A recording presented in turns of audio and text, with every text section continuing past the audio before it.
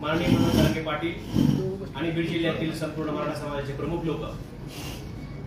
त्या ठिकाणी उपस्थित होते। या महासभेच्या नियोजनाच्या संदर्भामध्ये नारायणगडाची पाहणी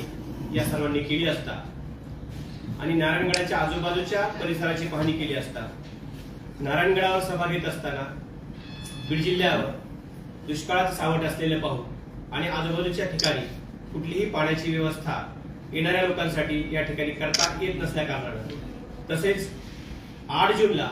आजपासून 20 दिवसाचा कालावधी शिल्लक राहिला असल्या कारणाने जी महासभा होणार होती त्या महासभेला जी असंख्य माता भगिनी आणि जनसमुदाय या ठिकाणी जमा होणार होता ती संख्या पाहता आणि त्या लोकांची त्या ठिकाणी सोय होईल का नाही याविषयी आयोजकामध्ये आणि त्या ठिकाणी बैठकीमध्ये चर्चा झाली आणि चर्चेअंती असं ठरवण्यात आलं